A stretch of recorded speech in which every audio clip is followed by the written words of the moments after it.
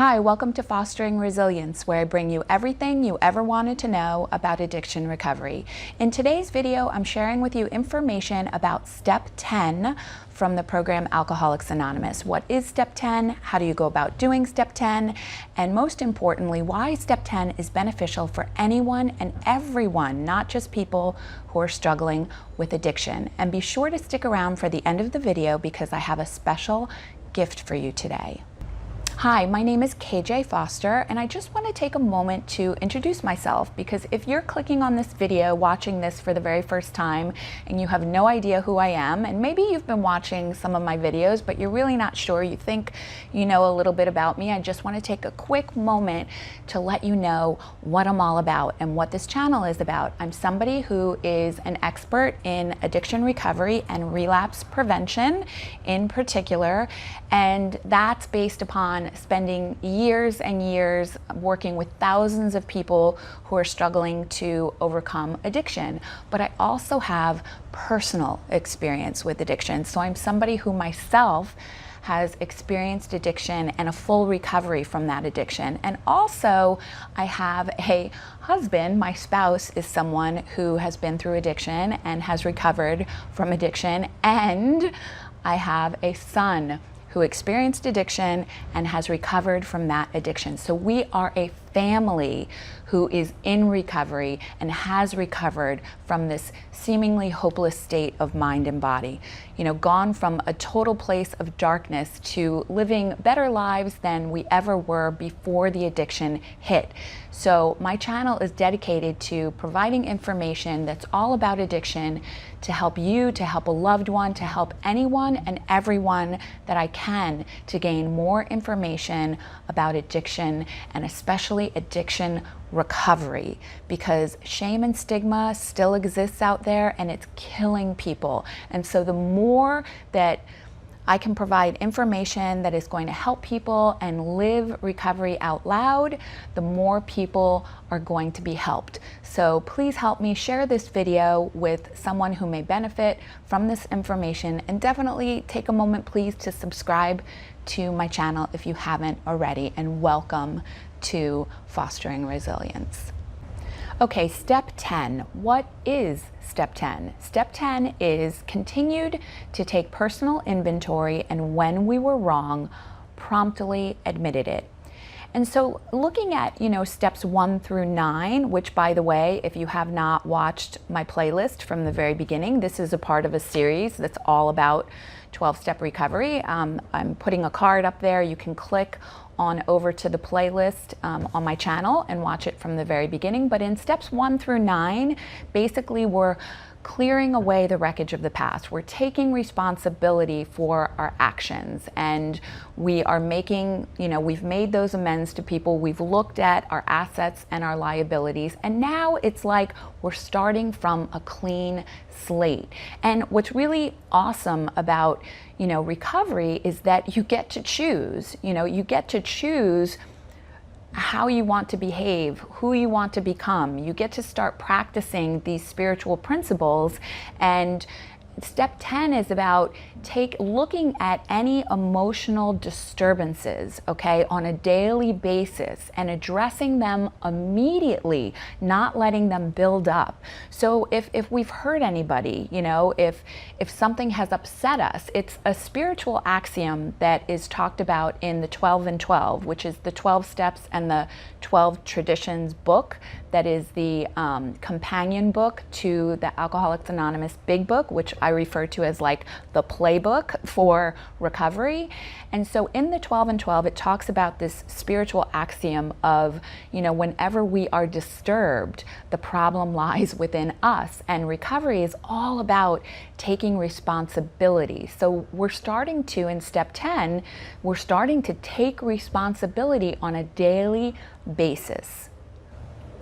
Okay, that's what Step 10 is. Now, how to go about doing Step 10. It's one thing to say, okay, watch out for these emotional disturbances and, be careful because they could potentially lead you back to drinking and or drugging. But the Big Book of Alcoholics Anonymous tells us to look for 4 specific things, okay? It says to look for any dishonesty, look for, when you're being selfish, when you're in resentment, and when you're fearful, okay? Because those are very like high risk to somebody, you know, recovering from addiction. And I would also add to that a fifth one. I would add self-pity, because in my opinion, you know, it says in the big book that resentment is the number one offender, but I would add self-pity to that. Self-pity is a very, very dangerous place for somebody struggling to overcome addiction to be. Okay, so we look for these when they crop up, okay?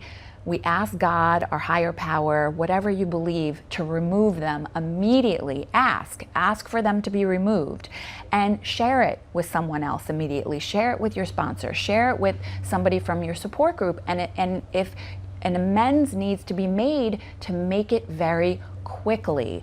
And then it says to turn our attention to helping someone else. Okay, further to how to go about doing this step 10, I'm going to give you some examples of things that I've done that have been suggested to me over, you know, the course of my recovery. And one of those things, a sponsor asked me at one point to answer 4 questions, and I had to answer these 4 questions every single day and send her an email response to these questions. And the questions were the following. Okay, so question number 1 is, where did you rise above your feelings today? So I had to list where I rose above my feelings, which means where did I do something maybe that I didn't feel like doing, but I did it anyway. You know, where did you rise above your feelings, or where were you maybe angry but you let something go? Number 2 was, what did you enjoy today that had absolutely nothing to do with you? Okay, that's number 2. Number 3 is, who did you help today? Who have you helped? And then number 4 was answering the question of the 4 things that are listed in the big book, which is, where was I dishonest? Was I dishonest today? Where was I selfish? Where was I resentful? And where was I fearful? And maybe there was none of those, but in answering those questions every single day, oh my goodness, really it brought such an awareness to some areas where I needed to really grow. So that for me was a great experience that I did for a long time. And you know, it can be that you have a process of journaling at the end of the day, and just reviewing, maybe using those 4 questions for yourself would be a suggestion, because it was really powerful for me. Or just, you know, sitting at the end of the day and just, you know, thinking about your day and where maybe these things existed, you know, happened, and that you could address them immediately.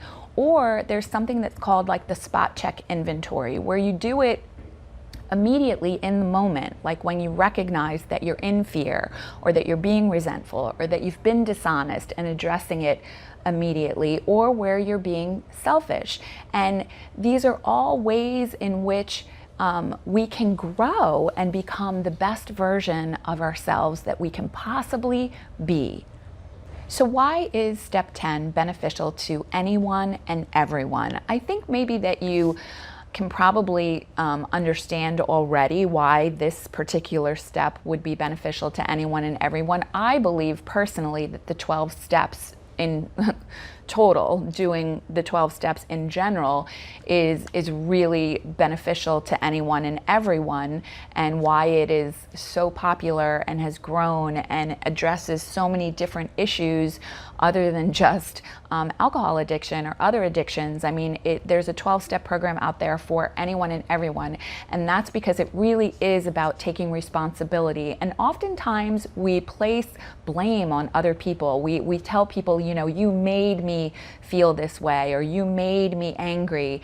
And step 10 is really the essence of taking responsibility for our feelings, for our thoughts, for our actions on a daily basis. And it's about recognizing that generally, you know, when we're upset with somebody else, somewhere along the way we set that ball in motion, you know, and that the conflicts in our lives are really, they crop up, and they're there because we somehow, if we, drill down enough, we'll see that we somehow set that ball in motion, and that the very things that we get upset with other people for doing, that we have done at some point ourselves. So whenever I'm pointing the finger at somebody else, it's that, again, that old axiom of I'm pointing the finger at you, I need to look at myself, because always, whenever I am upset with somebody else and their behavior, it's an opportunity for me to look at myself and look at where I've done the very same thing. Maybe not under the same exact circumstances, but I've probably done something similar to what I'm upset about that other person has done. So it teaches us not only to take responsibility, it teaches us forgiveness, and it teaches us compassion. And we could all use a little more forgiveness and a little more compassion, no matter who we are.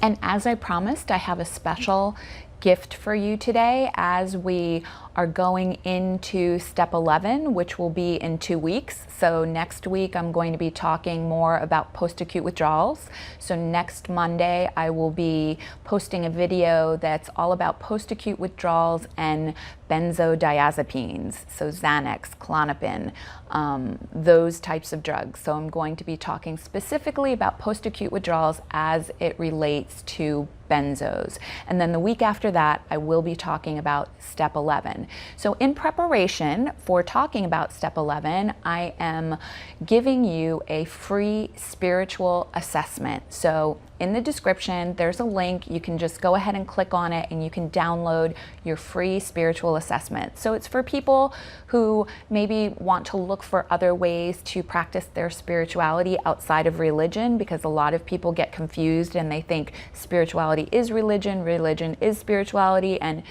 religion is a way in which people practice their spirituality, and there are other ways in which you can practice spirituality in addition to religion, if that's a way that you choose to do so. But this spiritual assessment will help you to look for and identify those ways in which you can do that. So I hope that you find that beneficial. I hope you enjoyed the video. If you did, please share it with anyone who may benefit. I want to say a quick thank you to Lauren W., who's my comment challenge winner today for my video last week. And thank you, Lauren, for commenting on my videos. I'm so glad that you're enjoying them. I appreciate you so much. I appreciate everyone who watches my channel. And if you haven't subscribed yet, please click on the link below and subscribe. I post videos every Monday.